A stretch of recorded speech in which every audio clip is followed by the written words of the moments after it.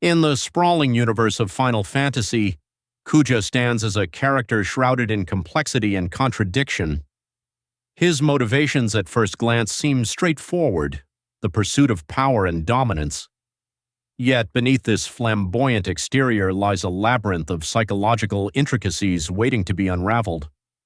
To truly understand Kuja, we must delve into the depths of his Enneagram type.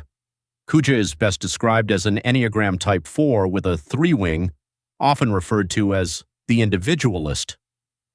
4s are driven by a desire to create an identity that is unique and authentic, fearing they have no personal significance or identity of their own. This core fear propels them to seek out experiences and express themselves in ways that set them apart. For Kuja, this manifests in his theatrical and dramatic gestures, his elegant yet over-the-top mannerisms, and his relentless pursuit of power as a means to validate his existence. In a world where he feels inherently different, Kuja's core desire is to find his unique identity and be recognized for it. His 3-wing, the achiever, enhances this drive by pushing him towards success, status, and admiration. However, this also means that Kuja's self-worth becomes increasingly tied to external validation. The more he accomplishes, the more he fears losing the FAA that grants him significance in the eyes of others. This is where the dark psychology of Kuja begins to surface. His outward confidence masks a labyrinth of insecurities. He is a character whose entire existence is a precarious balancing act between displaying an image of grandeur and hiding an internal emptiness. Kuja's journey is a poignant example of the struggle between the ego and the shadow self. In Jungian terms, the shadow represents the unconscious parts of the psyche that we reject or deny.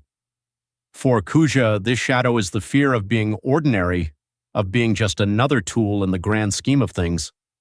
The more he denies this part of himself, the more it seeps into his actions, manifesting in destructive and self-sabotaging behaviors. His inability to integrate this shadow leads to a catastrophic stress spiral. As the narrative unfolds, we witness Kuja's descent into chaos as his fear of insignificance becomes too overwhelming to contain. This internal conflict is mirrored in the larger ecosystem of the game's narrative. Kuja is not merely a villain acting in isolation, he is a product of the world around him, a reflection of the machinations and manipulations at play. His interactions with other characters reveal a tapestry of psychological dynamics. He simultaneously plays the roles of the trickster, manipulating those around him with cunning intelligence, and the shadow, embodying the fears and desires of others in a distorted mirror. Throughout the game, Kuja's actions drive the plot forward, creating a ripple effect that impacts everyone and everything in his path. His ambition and emotional turmoil are not merely personal struggles but also serve as catalysts for change within the narrative ecosystem. The chaos he unleashes forces other characters to confront their own shadows and motivations, creating a complex web of psychological tension that underpins the story. In pivotal scenes, we see Kuja's inner turmoil reflected in his outward behavior. Moments of triumph are tinged with desperation, as though every victory is underscored by the silent question, "Is this enough?" The flamboyance is a mask, a desperate attempt to keep his fears at bay. Yet in quieter moments, we glimpse the vulnerability beneath, the existential dread of a being who questions his purpose, his creation, and his very existence. Kuja's arc is a testament to the dangers of living a life defined by external validation and unacknowledged fears. As his story progresses, we are invited to consider the importance of shadow integration, acknowledging and accepting the parts of ourselves we often seek to hide. It is a reminder that true growth and transformation occur when we embrace our whole selves, including the aspects we fear the most. For the viewer, Kuja's journey offers a mirror into our own lives. How often do we wear masks to hide our insecurities? How frequently do we seek external validation to fill an internal void? Kuja's tale is a cautionary one, urging us to reflect on our motivations and the shadows we cast. Do we identify with his struggle for significance, his fear of being unremarkable? As we explore Kuja's character, we are invited to turn the lens inward, to question and understand our own drives and desires. The path to self-discovery is fraught with challenges, but it is a journey worth undertaking. Kuja's narrative offers a labyrinthine exploration of identity and self-perception, compelling us to delve deeper into the psyche of an individual shaped by the fear of insignificance. As a classic Enneagram Type 4 with a 3-wing, Kuja embodies the intense desire for uniqueness and the aspiration for recognition. This complex interplay drives his every action, coloring his relationships with others in hues of envy and admiration, yet also keeping him perpetually alienated. His flamboyant exterior serves as both a shield and a prison, a means to stand out while simultaneously isolating him from genuine connection. One particularly telling moment in Kuja's journey occurs during his confrontation with Zidane. Here, the stark contrast between the two reveals an intricate dance of projection and introspection.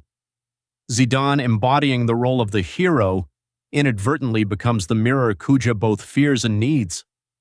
This encounter forces Kuja to confront the uncomfortable truth about his own humanity, or lack thereof. The revelation of his origins as a mere creation designed to fulfill a purpose that is not of his choosing becomes a pivotal crisis, igniting a spiral of existential dread and defiance. It's a turning point that challenges Kuja's core beliefs, pushing him to grapple with the dichotomy between creator and creation, master and puppet. The archetype of the trickster, often associated with Kuja, takes on a deeper dimension here. His manipulation and cunning are not merely tools for achieving his ends, but expressions of his internal chaos and rebellion against fate. By bending others to his will, Kuja attempts to assert control over an existence that feels fundamentally out of his grasp. The trickster's humor becomes a bitter, sardonic commentary on the futility he perceives in his own life, a desperate attempt to laugh in the face of his mortality and preordained obsolescence. What is particularly poignant about Kuja's evolution is his eventual recognition of his shadow.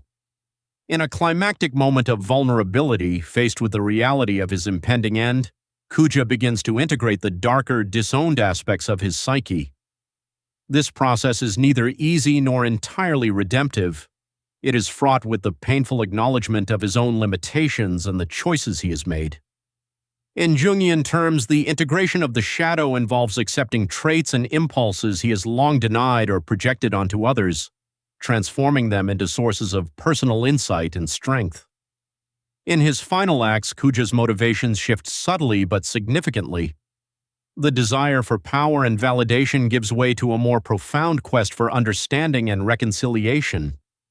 His destruction of the crystal, symbolic of both creation and life itself, can be seen as a misguided attempt to transcend his own limitations and assert his autonomy. Yet within this act lies a paradox. By trying to obliterate the source of all, Kuja seeks to negate the very void he fears. This is a moment of tragic self-awareness, an acknowledgement that true freedom cannot be achieved through external conquest but must come from within. Kuja's narrative invites us to examine our own shadows and the masks we wear. His journey is a vivid illustration of the Enneagram theory's assertion that stress and growth are cyclical, each influencing the other in a dynamic dance of transformation. In moments of stress, Kuja's fixation on his uniqueness leads him to isolation and envy, yet in moments of potential growth, he edges closer to self-acceptance and humility.